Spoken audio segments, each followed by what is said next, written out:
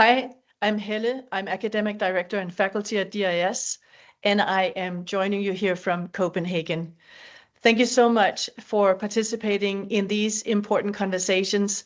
We've been quite excited about the collaboration, and I hope that you got something out of the talk that we've presented with you today. For me, there are 3 takeaways at least.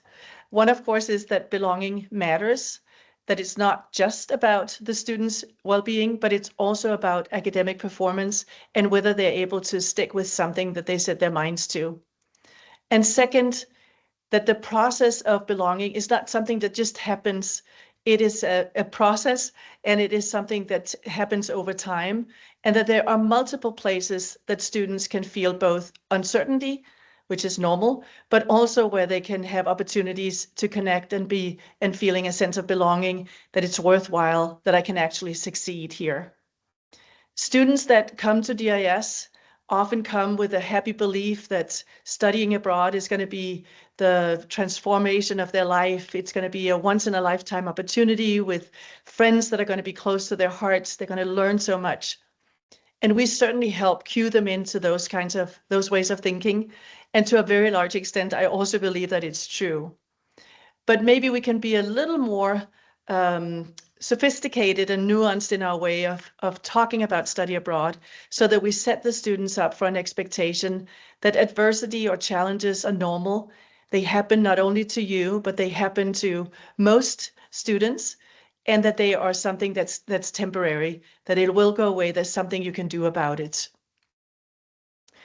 It's been interesting here, I think, also to consider, and this is the third point or the third takeaway for me, to consider that belonging is not only a process for the student, but it happens in the entirety of the student journey.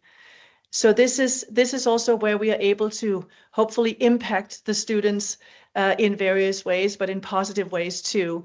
And it's everything from the marketing. At DIS, we're thinking now much more carefully about how we market our programming. We are encouraging the future students to look at the recordings of our vloggers and bloggers that give them more realistic take on what it's like to be a study abroad student. And it hopefully also normalizes that there are also going to be challenges, and there are also going to be transformative and fantastic moments, of course. But it's also something that I'm thinking that you do if you are in pre-departure advising, for example, if you're sitting on kind of that side of the student journey, and it's happening for those of us who are study abroad providers in our programming, as Teresa was also mentioning, how we've implemented the findings from the social belonging intervention. And then, of course, the reintegration back to campus, that's another important transition for the students, where again, some of those belonging uncertainties can emerge.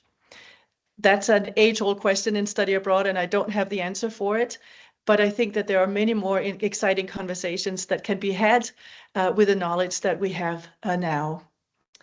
I hope you'll reach out if you're interested, and otherwise also feel free to, of course, download our presentation. We have quite an extensive bibliography with interesting resources if you want to look at ways that you can continue this work in your own role. You don't have to throw yourself into a full-fledged intervention as we have done, but there are many other ways that we can work on this. Enjoy the rest of your conference, and thank you very much.